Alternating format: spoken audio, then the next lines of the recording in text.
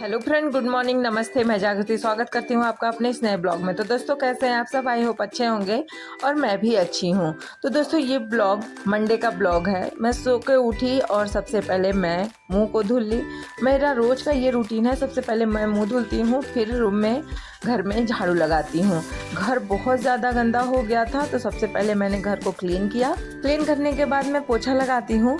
पोछा लगाने के बाद मैं किचन में आ जाती हूँ। सब सुबह सुबह सबके चाय पीने का भी टाइम हो गया था, तो सबसे पहले मैं किचन में आती हूँ। चाय बन गया है मेरा, और सबके लिए मैं पापा जी के लिए और हस्बैंड जी के लिए चाय निकाल के इन दोनों लोगों को चाय दे देती हूँ। फिर मैं जाती हूँ नहा धो के, पूजा वूजा करके मैं आ जाती हूँ नाश्ता बनाने। तो मैं आज बना रही हूँ आलू के पराठे। तो सबसे पहले मैंने स्टफिंग तैयार कर लिया था और मैं बना रही थी, और हस्बैंड जी से पीछे खड़े होकर हमसे कुछ कुछ बातें भी कर रहे थे, तो उनसे बातें भी कर रही थी। तो फिर उसके बाद मैं आलू के पराठे बना रही हूँ। हम लोग जब आलू के पराठे बनाते हैं तो हम पहले मसाले को भूनते हैं। जो किसके किसके घर में ऐसे मसाला को भून के बनाया जाता है आलू के पराठे, प्लीज़ कमेंट करके बताइए।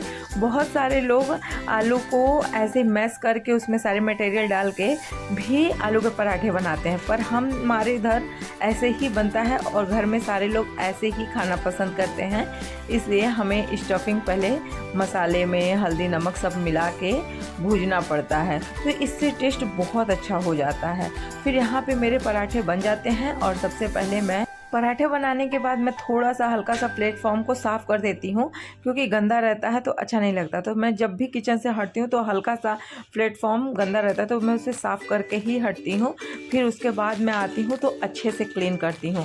फिर ये मेरा है आज का नाश्ता, आप देख सकते हैं। फिर उसके बाद मैं नाश्ता वास्ता सब लोग कर लेता है तो मैं आ जाती हूँ किचन को क्लीन कर। तो सबसे पहले मैं गैस चूल्हे के ऊपर सब हटा के रखती हूँ धुलने के लिए, और बीम बार से गैस चूल्हे को और एकदम अच्छे से रगड़ रगड़ के साफ़ करती हूँ। फिर कपड़ा भिगो के उसे अच्छे से पोंछ देती हूँ। इधर गैस चूल्हा पोंछा गया, अब प्लेटफॉर्म को भी अच्छे से क्लीन कर देते हैं। प्लेटफॉर्म को एकदम अच्छे से मैंने क्लीन कर दिया। अब प्लेटफॉर्म को क्लीन करने के बाद बर्तन धुलने की बारी आती है। तो बर्तन बहुत ज़्यादा हो गया था, तो सबसे पहले मैंने बर्तन को पानी से धुल के सारे बर्तन को मैंने एक साइड कर लिया। फिर मैं उसको विम बार से अच्छे से सारे बर्तन को धुल के सिंक में रख देती हूँ। धुलने के बाद सारे बर्तन को अच्छे से मैं क्लीन करके उसी प्लेटफॉर्म पे रखती हूँ कि पानी जल्दी से निकल जाए। जब प्लेटफॉर्म पे सारे बर्तन को रख लेती हूँ, जब पानी निकल जाता है तो जहाँ पे मैं बर्तन स्टैंड में बर्तन रखती हूँ उसमें सारे बर्तन को रखती हूँ। फिर ये सिंक अच्छे से इसको विम बार से क्लीन कर देती हूँ। रोज़ का रोज़ क्लीन कर देती हूँ, जिससे गंदा भी नहीं होता और साफ़ सुथरा रहता है।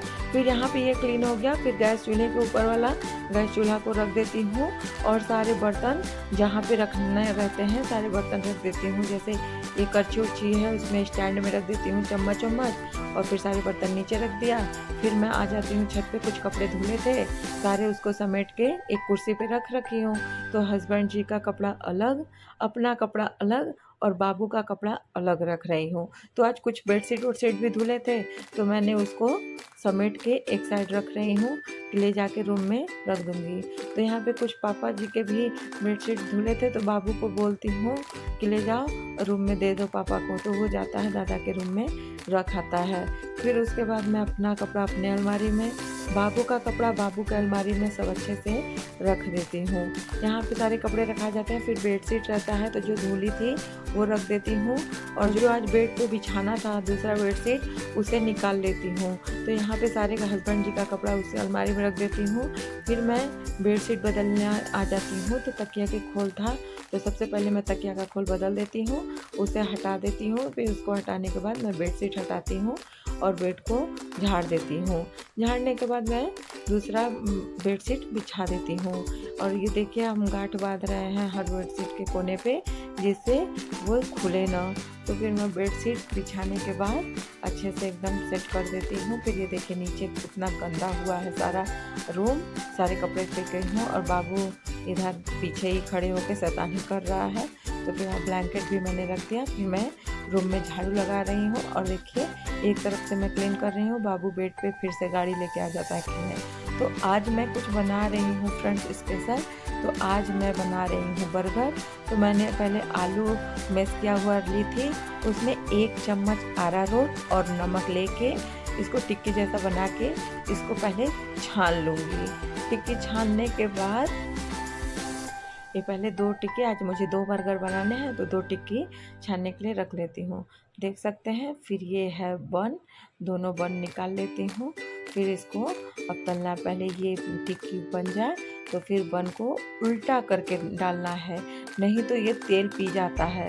जब उल्टा करके डालेंगे तो बन तेल नहीं पीता है। तो देखिए मेरा बन भी एकदम क्रिस्पी होके ऐसे तलने से बन बहुत क्रिस्पी हो जाता है, तो आपका बर्गर भी बहुत क्रिस्पी बनता है। तो फिर ये मेरा बन निकल गया। फिर उसके बाद मैंने सारे पहले बन को काट लेती हूँ 2 भाग में, जैसे बर्गर बनाने हैं।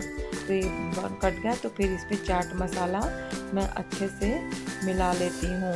फिर उसके बाद मैं ये रेड केचप लगा देती हूँ। फिर उसके बाद ग्रीन चटनी घर पे ही मैंने धनिया का पीस के रखा था तो वो लगा देती हूँ। फिर उसके बाद मैंने टमाटर और खीरा और प्याज काट के रखा है तो वो रख रही हूँ। पहले खीरा रखती हूँ, फिर टमाटर और फिर प्याज रखती हूँ। फिर उसके बाद मैं ये टिक्की रखती हूँ।